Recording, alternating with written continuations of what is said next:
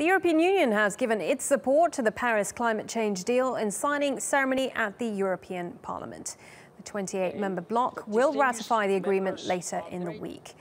The Paris Agreement, as it is known, encourages investment in sustainable and low-carbon technologies to help cut down global gas emissions. Let's get the latest from Brussels and speak to our correspondent there, Jack Parrock.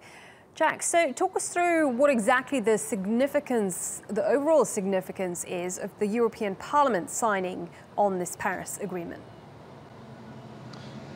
Well, essentially, the European Parliament voting to ratify the Paris Agreement is the final step in getting the whole agreement to be legally binding. There were targets of 62 parties and 55% of global emitters.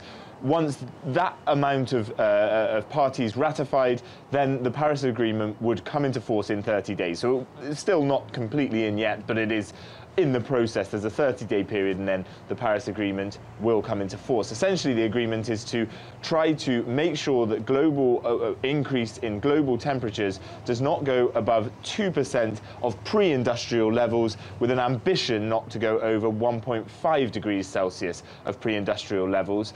The European Union has been saying it's been leading on this issue, and it is a swift signing, essentially, for the European Parliament to get this deal put through in less than a year. Normally it would take a little bit longer than that. Yeah, and how did that happen? How did we come to this point? Because I understand there was a lot of wrangling between a number of different countries within Europe.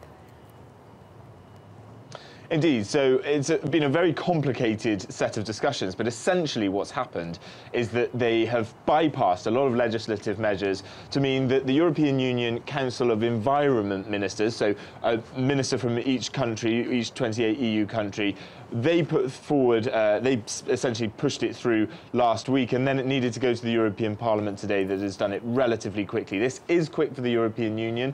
Many of the MEPs in the Parliament, however, said, especially the Green MEPs, said that this is just the first step and more needs to be done. They need to press on to make this deal watertight to ensure that emissions come down. There were still some comments from some MEPs who were not believing that this deal would be in favour of the citizens of the European Union.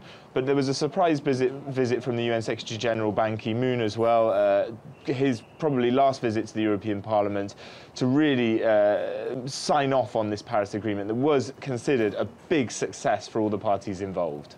OK, Jack, good to speak to you. Jack Parrock there for us in Brussels.